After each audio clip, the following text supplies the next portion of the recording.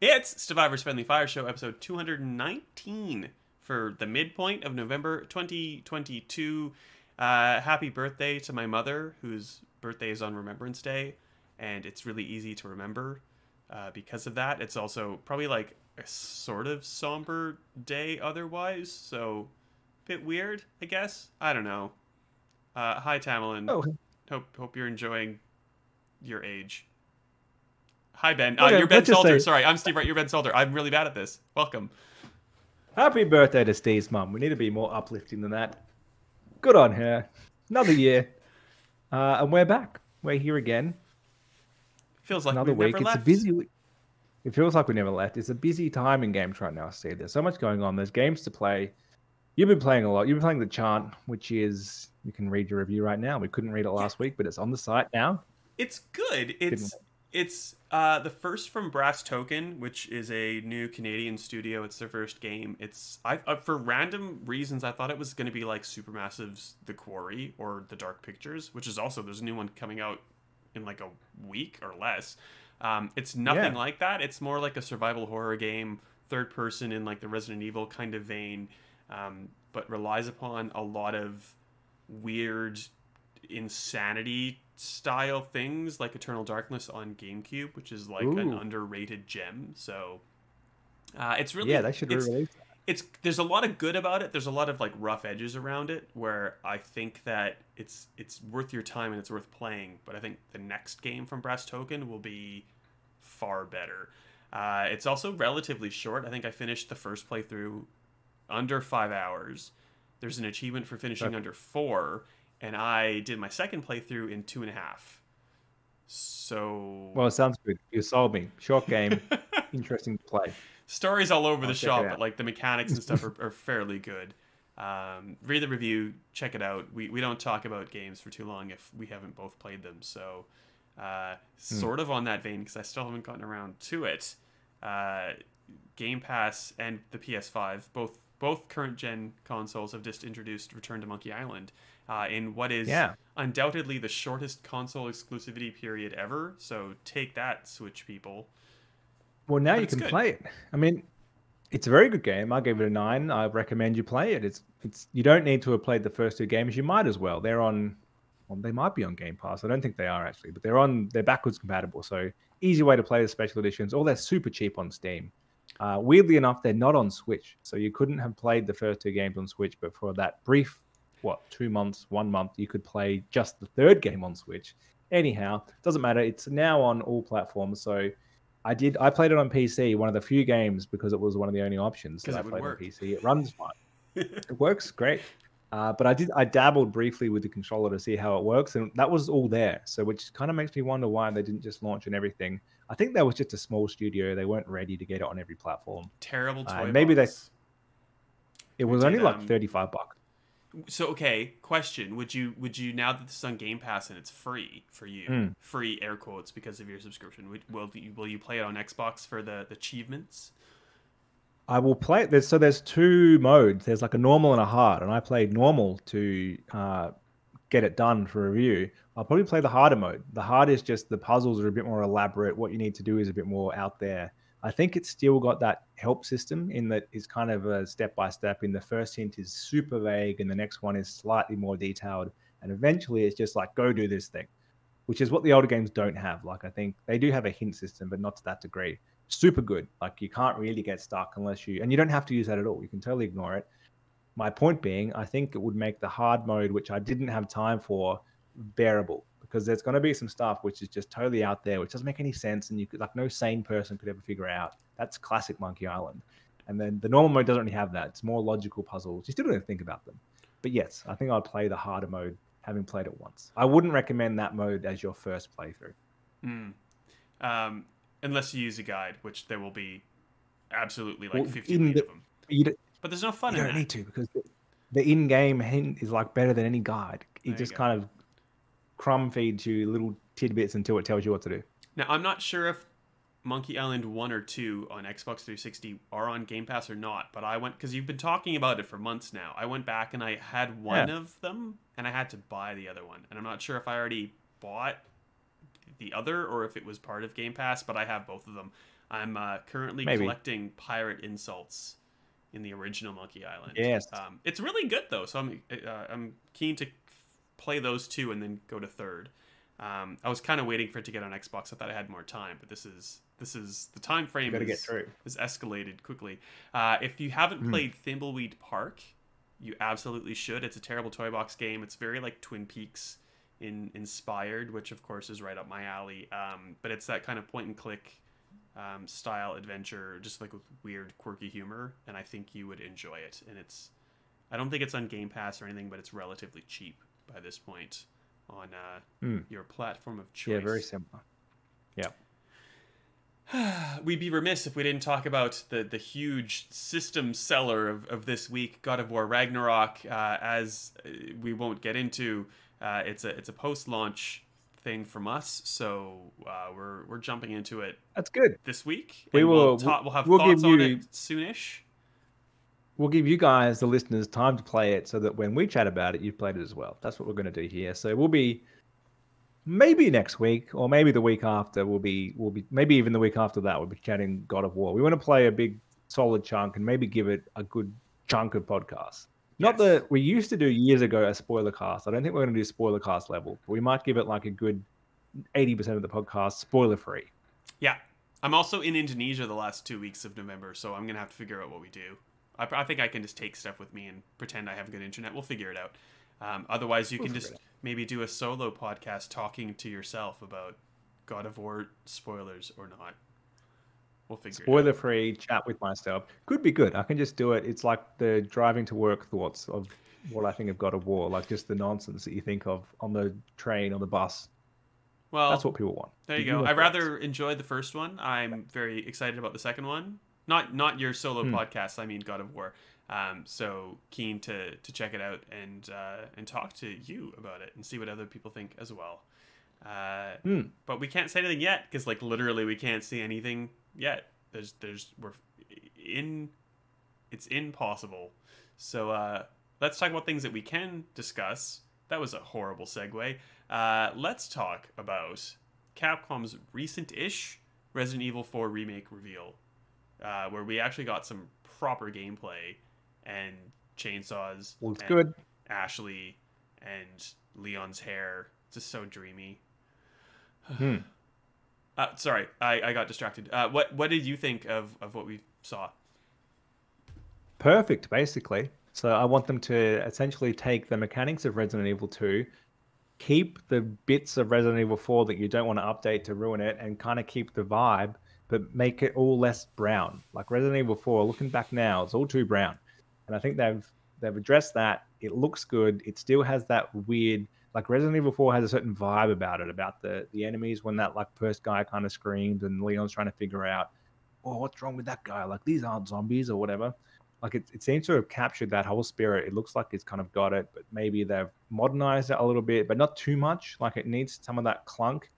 And the fact that Leon can shoot and walk at the same time, like that's going to change things quite a lot. But it looked a little bit awkward still, which is what you need in this type of game. So yeah, pretty much I'm super pumped for it. It looks like everything I expected, and probably the one I was most worried about, in that we've played so many versions of Resident Evil 4. It's one of my favorite games of all time. It's not the same, like it's a remake and it's an overhaul, but it's not as old as the other games are, and it's not as big of a leap. Like Resident Evil 2 to Resident Evil 2 Remake, totally different game. It's still similar. But I think it's a super fine line, and I think they're right on that line. Like, I think they've nailed it. Yeah, I guess the thing that I'm most concerned about is that it's in 2 remake, 3 remake, Village, and RE7, is that they're all the protagonists of those games are rookie cops or civilians, or Ethan, who's ultra civilian. So you can run and shoot, but like when you want to shoot, you're better off planting your feet, and like you have to wait for the cursor to kind of like zero in on what you're shooting at. And that's kind of the balance between tank controls and running and shooting. And it makes sense. But if you're like Leon Kennedy, who's now like working for the president, I want that to be a little bit less. Like I want him to feel like like not he's not the boulder punching Chris Redfield action hero, but like I want him to feel more capable than Leon in Resident Evil 2, if that makes sense. And giving him a knife to like stop a chainsaw doesn't cover that. I want him to be more agile, and I want the shots to feel a little bit easier to pull off. Because the thing about these new Resident Evil games is that you have to be very precise, and like stopping and shooting a zombie that's slowly coming at you is different than like the Ganados like running at you in a village. So if they can find that balance, if that makes sense, I'll be very happy. But everything I saw looks like just impeccable. I'm so very excited for this game. And so where do they go from here? The rumor is Code Veronica will be the next remake, but they've kind of said, yeah, maybe. But that's also what they said about Resident Evil 3 and Resident Evil 4. So that makes me think, yes, definitely. Well, it feels different though. Like this is like, I guess maybe if you want it, and people have been clamoring for that remake for years. Theoretically, the fan base, the real core fan base, which I begrudgingly am part of, would have wanted the Code Veronica remake before RE5 or RE4, sorry, because that's where it sits in the timeline. And I think Capcom is more just like, now we want, we've got 6 and 7 and 8, and we've put out 1 and 2 and 3 and 4. We'll do 4. Maybe they'll do Resident Evil 5 first. I hope they don't, because I don't think 5 needs a remake. I don't think 4 really needs a remake. I think Code Veronica does. No, it doesn't. But I don't think it's going to happen. Not to get into our big discussion of when do things need a remake, I think it's very close Resident Evil 4 in not necessarily needing it. But having said that, what they've come up with an archetype for Resident Evil remakes, and it's not that. So I think it does fit it enough. I'm not sure that 5 does. I think 5 went more action heavy, and I think it was a bit more modern in movement because it was in the HD era. I think maybe that's the line. Like Resident Evil 4 was originally an SD game that's just been overhauled so many times, like Marge Simpson's dress. Like they eventually just need to redo it. Surely at this point. Yeah, that's it. And the thing that I'm not sure why they haven't done, and maybe they'll do it eventually, is Resident Evil 1 hasn't really had a proper remake. Like it had its GameCube remake, but that was only a few years after the PS1 game, and that's then been given a HD remaster, and it plays well, but like a full remake of that would make sense, surely. Well, yeah, like it's almost the remake to have defined what remakes are, depending on when you're looking at how this works. Like it was completely. It wasn't different in terms of mechanics changed. It was still solid static camera angles, and they added a whole bunch of stuff to it, but like just looked so much better than the first. It wasn't just like up-res skins or something. It was like, no, we went and redid all this, like a proper remake, not remaster.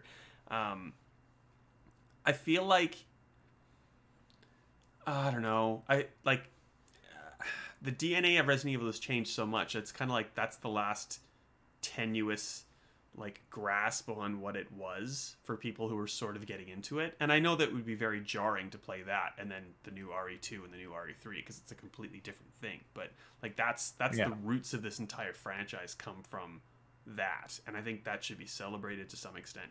But also I wouldn't mind a remake of RE. Yeah, I get what you're saying. It's keeping that roots of how the original games played and what they were meant to be. But on the flip side is if you were getting into Resident Evil now, I think you skip it.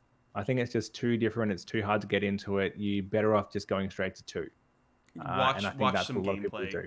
Oh, like yeah. So the story just agree gets as much as it pains me to say.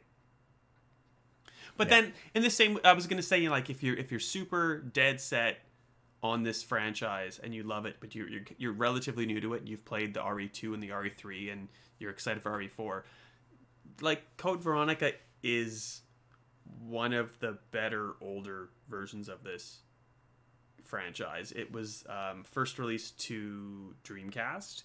It was the first RE game that was like fully 3D rendered, so it wasn't just like rendered backgrounds that you sort of walk through and they try to get the geometry right. It was like everything was properly physically in the environment. Yep. Decent story that they expanded for Code Veronica X, introducing one of the long time series villains. But yeah, it tank controls and the like. So it'd be very hard to get into that game after playing 2 and 3, which means it should get remade. So if it should get remade, so should the first one. So my argument is moot. Look, I think they'll do them all. They seem to sell really well, and they're relatively easy to make from the sense that they can do them in about 18 months. So I think they will do them all. Well, like, I'll tell you what, 15-year-old me was like, I need to find out what happens next in this expansive epic about these nobodies versus Umbrella. And then RE4 came out back in the day, and it was like, oh, Umbrella's done, don't worry about it. And like that was the whole story I was wanting to have resolved, and they resolved it off screen. So I've changed my ways. I don't really care about those kind of narrative arcs anymore in video games. I just appreciate the gameplay. I started with Resident Evil 4. So when I eventually heard about this Umbrella, I'm like, what is this? This is not Resident Evil. You so mean Tricell, don't you? Was it Tricell? Yeah. Well, speaking of first games in series which no one has played, or it's too hard to play now, I should say, The Witcher 1 is getting a remake, full remake. So that's one of the many Witcher games we spoke about a couple of weeks ago. One of them turned out to be a remake of the first game, and I don't know how you play this. I think if you wanted to play it right now, not the remake, you'd be playing it on PC only. Like the second game's on Xbox and PS3 maybe. The Witcher Enhanced Edition, I think, is free right now. If you're on PC, download GOG Galaxy, GOG, Good Old Games Galaxy, and I think it's still free. I already owned it, so I couldn't check to make sure it was still a valid offer. But even if it's not, I think it's like $5 anyway. So it's decidedly not The Witcher 3 in terms of gameplay and mechanics and everything else. So I guess I'm assuming that they'll kind of Witcher 3 this one, or will they kind of keep it's almost like an RTS of sorts, the original Witcher. It's very, very different. And I don't think it's that's why they do it. I assume they're going to make it more like Witcher 3, way more accessible. I don't know much about it, to be honest, but I would think it's using some of the core original story, which is somewhat being lost in that it's in this hard to access only on certain download platforms on PC. So no one really plays it. It makes sense to remake it. Yeah, well, and it's a CD Projekt Red published game. Well, I guess maybe not, depending on where you are in the world. I think it'll be a Bandai Namco one in Australia for the relationship that they have. But anyway, that's beside the point. It's a third-party game from Fool's Theory, I think they're called. It's one of the two that they announced in this giant roadmap that were external developers. I think it was codenamed Canis Majoris. Oh yeah. So it's cool, I guess. Yeah, like it's not CD Projekt Red doing it. It's a side thing. So cool. It's using Unreal Engine 5. It's like the same stuff that they're using to build the new Witcher game, or the new Witcher trilogy, I guess. So like, seems like a win. I don't have any bad thoughts about it. Yeah, it's one of the many remakes. But yeah, I think it's one that makes sense. One that's much smaller on the scale, but it's an interesting one, is Age of Empires 2, which is a remaster, and the new game 4, or newer game, finally coming to Xbox. The point here is more, why did these take so long to get to Xbox when Microsoft were very much, you can play on PC and Xbox whenever you want, and then they came out with stuff, mainly one of their big franchises in Age of Empires, being like, now that's PC only. Is it just because it takes, like, surely someone of the scale of Microsoft can throw enough money at this to get an Xbox version quicker than this? Well, I tried to ask, so back when I went to London in 2019, Shannon Loftus of World's Edge, she's now retired, she was like heading Age of Empires 4. And even then, or they were about to, I can't remember, Xbox consoles had keyboard and mouse support, or were about to have keyboard and mouse support. And like everything they build is in that Play Anywhere architecture, because it wasn't, or was it Game Pass at the time? I can't remember. You get where I'm going with this. Like, so why don't you take this game and at least put it on Xbox and make people play with a keyboard and mouse if you can't map controller? And I don't think she really had an answer, to be honest. That was anything that I accepted. So cool. It's like, it's good, I guess, and you'll have proper controller support, or you can just slap a keyboard and mouse on and just play like you're on a PC. So like, good in the end, but I'm not sure why it took so long.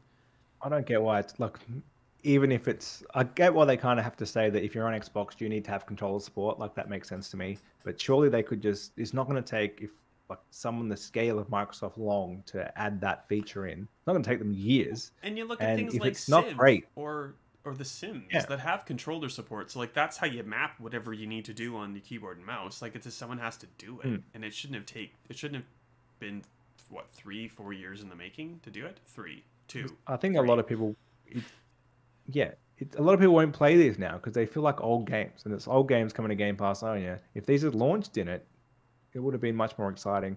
Hopefully, this is kind of the end of games that are on one platform or the other. Now they're more true to their word that you can play on PC or Xbox day one, no matter what the franchise. Yeah, well, like even another... Gears Tactics, like how that was a staggered release, but only took months. So let's just make it. Not a fan of the staggered release. Yeah, exactly. The last remake or remaster, it's not even a remake or remaster, it's just like an up-resing. Fallout 4 gets a current gen update next year? Yeah, next year. Weird to announce it so early. Do we need this? No. Fallout 4 was I think okay, for free is fine. Play Fallout 3. Yeah. Don't play 76. Fallout 3 should get some more love. Don't play 76. At least all those other games we just spoke about are like full remakes, going to be sold at maximum price. This one is just free. If you've got the game already, you get to play a better version of it. I don't think that's ever a bad thing. Like that's always good if they want to do that. I imagine this is because Bethesda only have so many games and they're going to be sitting on Game Pass forever. And they want to just kind of have some of them having an Xbox Series XS logo on them and playing well. And if you're on PlayStation, you'll get the upgrade as well. I imagine if you wanted to play this, you played it already. And it might get some people excited for Starfield or something. Like, here's the general idea of how this is going to work, except it's not in space. Yeah, certainly not excited for Fallout 5. That's going to be some time away. I'm not even excited for Elder Scrolls 5. If I'm 4? 6? 6. 6. You've had 5 for a long time. Yeah. That is also Todd Howard's going to be fridges. So yes, I should know that. Well, how old is Todd? He's a young-looking man, and he always has that snazzy leather jacket, which sells like crazy every time he's on stage. But he'd be like 50-something, right? So I don't think he'll be around by the time Fallout 5 comes out. Like, not he'll be around. He'll be alive. he'll be retired or just at least not at Bethesda. Is what I meant. Heard it here first. Killing off Todd Howard. Sorry, Todd. Speaking of killing off things, I would imagine that the price tag of $340 Australian could potentially kill DualSense Edge sales. That is the price of Sony's Elite competitor flagship controller, pro controller, depending on what you want to call it, with fancy back buttons and interchangeable sticks and things. It gives you the edge. Is that why they called it this? Like, why didn't they just call it DualSense Pro? It would match the PS5 Nintendo Pro had that doesn't exist yet. Why didn't they call it Elite? Because Xbox had that. That's why they've called it the Edge. I think. Gives you the edge. Okay. It is very expensive. So to compare, the Elite 2 proper is $250, or the cheaper one is $190. So they're very expensive controllers as well. $340 though is pushing it. It's getting in that scuff territory. It's half the console's cost. I don't know if so I like pro controllers, and I mainly for shooters and kind of first person games. I think they work really well. I use the back buttons for changing my sticks, left stick and right stick on the back. I think it works well, and I do adjust the tension on the sticks as well. I think the DualSense has enough customizable or enough features in it already, but it doesn't really need a second controller to the same degree that Xbox did. So like it has the trigger locks as well if you only want to partially press down the triggers, but then that kind of conflicts with the whatever it's called, the haptic feedback. Whatever it is. So that's where you're playing a game and the left trigger kind of locks on you. You can only half press it down. You need to put a lot of force in to push it down more. And I do like that in shooters. Like I kind of find it, you can kind of rest your finger on the trigger and partially start pressing it, and then you need to force more to fire. When it works well. But that totally conflicts with being able to kind of lock at 3 different stages. Like you need a game that doesn't use that functionality at all to make that worthwhile. The buttons on the back, they're good. but the DualSense, not what was it called? The DualShock 4 had an attachment which allowed you just to add them on. I kind of wish they just did that instead, and that's all I would need. But if you play a lot of PlayStation, I think it's probably worthwhile. It is super expensive though. Yeah, and I'm not sure if there's like scuff alternatives or like third party ones that are like sort of the same thing, but no, I don't know. It has been, yeah. I don't do anything different to like this Xbox Elite. I just like the weight of it compared to the normal controller, and and now like this is my fancy customized one with the blue on it. You design labbed it. Yes. Well, I got a code from Microsoft to design lab one. There's not a lot of customization options, to be honest, in this compared to the normal controllers, which is kind of sad. So like I just wanted to make the D-pad the same blue that I have for my achievement toasts and stuff. And always, like, pro tip, go the metallic options if you can. Yeah, it's all right. The thing that I found with this Core controller, so there's the Elite 2, which is the black one, and then there's the Elite Core, which is generally the white one, but now you can design lab it and do whatever you want. Like playing the likes of the Chant when there's like controller rumble, like something in it just vibrates really hard and makes a really high pitched like constant. I found that with all my Elite controllers, but you can turn it down in one of the settings. It's a different thing. It's hard to describe. Like I've like played the same games on the black Elite, not Core, and it's like subdued in terms of sound. So I don't know. There's something in the new ones that it's like a little bit different. They did say that they changed some mechanics to make them more durable, but then some teardowns online kind of showed that they maybe have done nothing. I hope they have. So I bought a Core, and going back to my black Elite 2, I bought a second Core because I realized I can't use that anymore because the right bumper is ruined and the back paddles, 2 of them don't really work. I need to keep mashing it for it to work, and the thing's peeling again. These controllers are not durable at all, and that's been the problem since the Elite 1, which was even worse. So I'm kind of hoping the Core is a little bit better. It is cheaper at least, so like you can get them for cheaper than $190. I got mine for $150. And if you've had 3 in the past, you have all the attachments and extra bits lying around your house that you can just substitute in. Huge criticism of the Core. Ridiculous that they didn't put 2 paddles in. What does the little bits of metal cost Microsoft? 10 cents each? Like, they're basically the thing which this adds that I think most people would use. Most people wouldn't necessarily use the trigger locks a lot. They might not change the sticks. They might not use the charger. No one uses the case. I don't know why you need that. So chuck all that stuff away. Fair enough. But the back paddles, like even if they just added 2 instead of the 4, and it was like now you need, or even if they sold them separately, you can just buy the paddles for $10. You don't need to buy the whole $80 kit. Absolutely ridiculous decision to not include them, and I don't get it. Why they like if you're going to take away something, take away the USB-C cable. People probably have that already. It doesn't make any sense. Interchangeable thumbsticks, there's like texture on them, but I wear that texture off in a month, and to the point where like it's raised, but when I finish with these thumbsticks, it's like just fully smooth and flat. And I think if you want to get them from Microsoft as part of that package, it's like $60 or something. You can go on eBay and get like just completely knock off stuff for like $5 and get like 10 sets of thumbsticks. And I've bought those and they're fine. So if you want to try paddles and that kind of thing, just go on Amazon and look at some options, check out some reviews, just make sure they're a little bit legit, and hopefully it's not like dodgy reviews that are just being paid to say yes they're great. But like worst case scenario, you're spending like 10 or $15 on something that would normally cost you 60, and they're probably gonna do the same thing. That's you my may be able to advice. still do this. When I sent back my like 3rd Elite 1 because it kept breaking, I sent it with the wrong D-pad on there, and I just got back the one I already had, so I didn't have the proper ones to swap. And so you can go in there and start a warranty order, but do it for the accessory, not for the controller. And the accessories for this controller are the paddles and the interchangeable sticks and whatever. And at the time, it was like $20 to just get those shipped to me again, like new ones of those. Now, whether they've closed that loophole or whether you can just spend $20 to get the legit Microsoft ones by starting a warranty order, you just don't get the case and the charger. If that still works, do that. Do you like the satellite or the D-pad? I can't remember. Until now, I've been using the D-pad, but I've just swapped to the satellite to give it a Satellite's try. better. I like the satellite. I was gonna say something else, but I forget.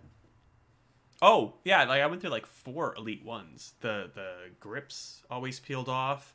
On the 1 and the 2, I've always broken the right bumper. Like every single controller that I have had, Always been touchy. I've always just popped off. The right bumper is just broken. Though weirdly, my husband has had the same Elite 1 controller. He plays less than I do, but he plays fairly regularly. He still has it, and the grips are starting to peel now. And I have to kind of tell him. I think maybe I gave him one of mine from warranty that came, but he's had the same controller the whole time. And he's like, well, I just want another one of these. I'm like, well, they don't make those. They make this new one. And he's like, I don't like this. I'm like, what if we customized it and made it purple? He's like, no, I still don't want it. I'm like, well, you're not going to have a choice soon. Please get used to it. I reckon you might be able to send it in and they'll send you another one back. It's worth a try. You have to pay them. Maybe I can beg Microsoft. My marriage depends on it. Please give me an Elite one. Dig one out. You know, they've probably got mounds of broken ones, which is everything failing on it. Which brings us to, are these worth the money? So I would kind of say, generally speaking, if you play a lot, and especially if you're going to use the back buttons and you're going to potentially use the trigger locks, and only recently changed the tension, so you get a little tool that gives you kind of basically the top level looseness, which is the same as an Xbox One controller, a mid tier, or kind of tighter, which is more like a 360 controller. And I'm going to assume that that's the DualSense Edge will be similar. I use the loosest one on my left stick to move around. That's what I'm used to. And I use kind of the middle one on my right stick, because when you're shooting in a first person game, I think it gives you a little bit more precision. And that's what I use the controller for. I don't use it for every game. Basically first person shooters and anything that I have to run a lot in, I use it for. And I think it is worth it. I just wish they were more durable. And that's why I wanted an Elite 3. I didn't want the core really. I'd prefer we've redesigned it again. And this one, third time's a charm. And I hope the DualSense for way more money again is going to last. I would expect that controller to last daily use for 5 years. It's for $340. You're not just paying for the functionality. You're paying for the durability and the quality. And that's what Microsoft has not delivered. They've delivered a great controller, but not one that's really worth it.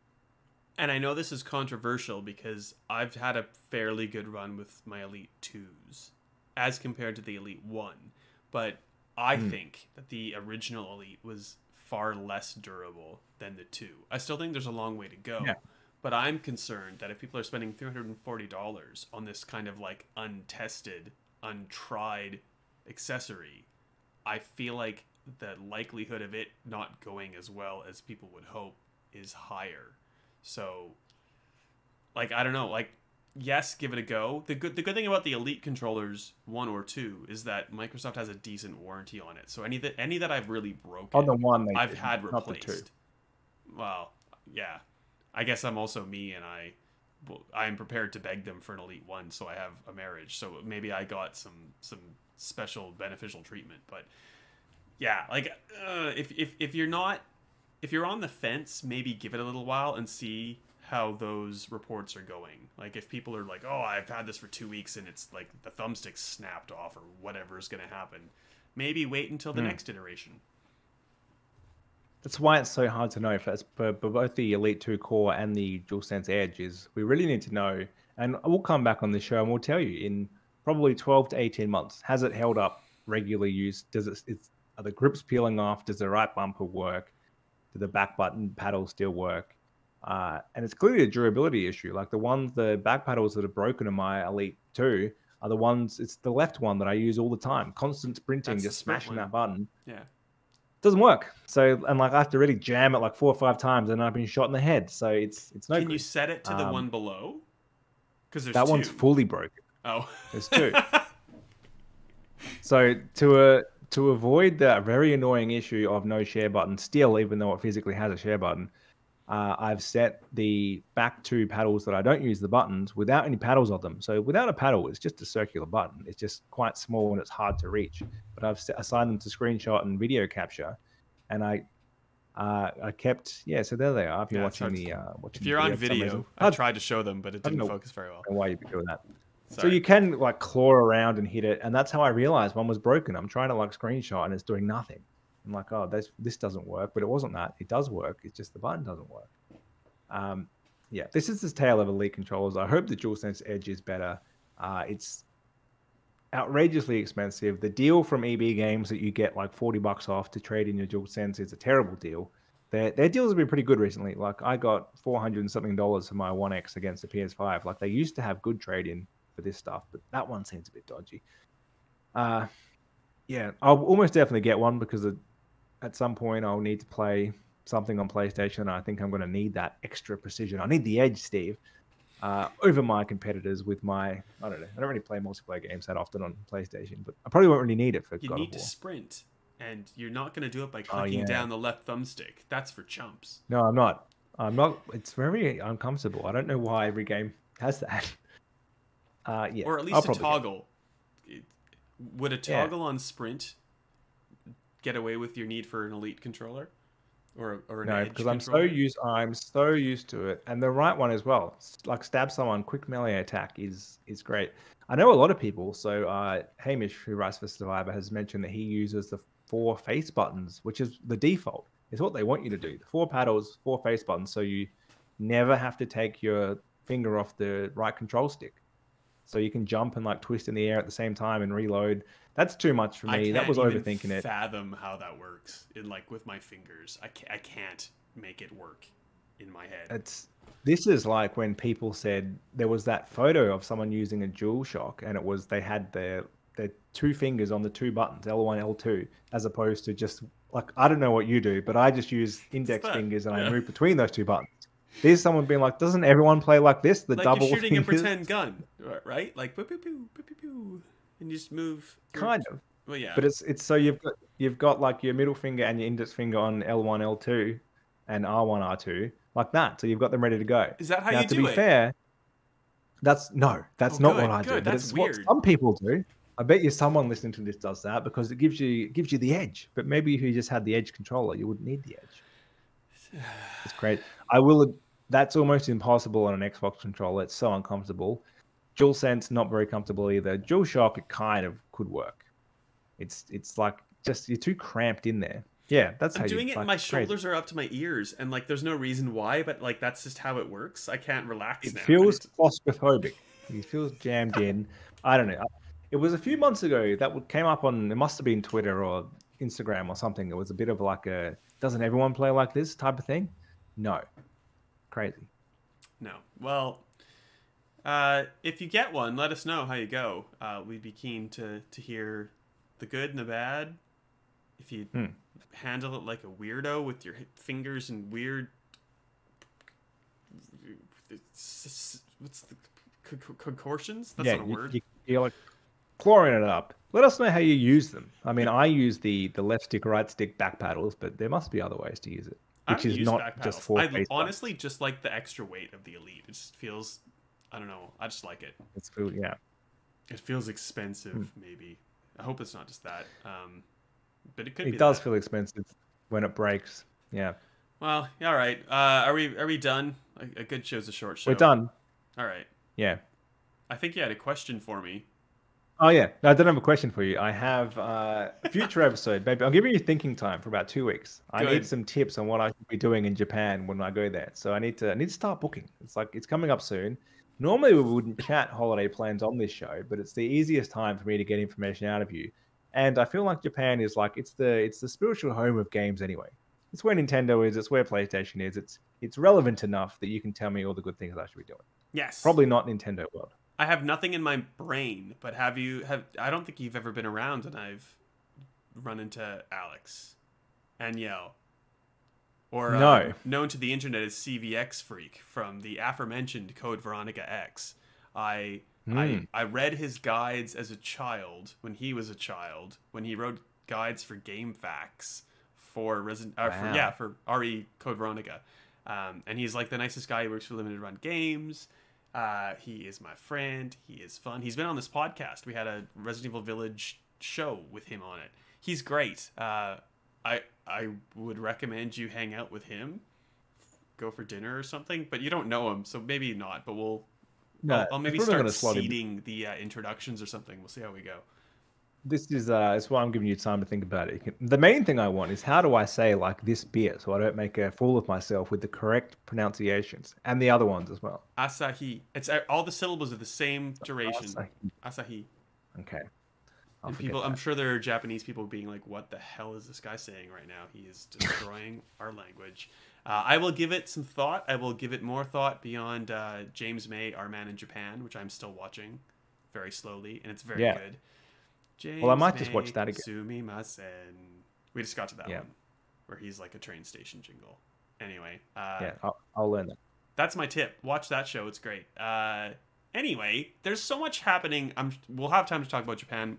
We're going to talk about games until the end of the year, including the Game Awards, which were a voting judge outlet yet again. So we can talk about stuff when it's free to do so. I'm not sure when those dates align, but we'll get there. We'll talk about Stevivor's games of the year. We'll talk about things like Ragnarok. It's exciting times. And while we're waiting for that, how do we find what you have to say on games and Japan and internet and dogs and whatever else? Well, you'll find my, hopefully by now, fully completed Modern Warfare 2 review on Stevivor. Hopefully that was almost completed by the last episode, but I didn't think I quite made it. I might be somewhere else on the internet. I don't know. I'm Grillis on all the various gaming platforms. Who knows which social media I'm on by this point in the cycle of life. So much is changing in the social landscape at the moment that I don't know which platform I'm on currently. Exactly. Where do we find you? S-Right AU. If something is toppled and something else has taken its place, I'll be trying to get that and the Stevivor handles on whatever new thing exists that, as per last week, is not Truth Social because we have standards. That's it. We will see you, I think, to round out November next week. Yes, because it's still November. I don't know what time is anymore. I'm tired. There's at least 2 more weeks of November. So we'll be back for at least. There's so much. There's Ragnarok. There's Pokemon something. There's some Sonic game. There's Devil in Me. There's a bunch of games. There's actually quite a lot coming out in November. It's a busy time. Tired already, but we'll see you next week. Yeah.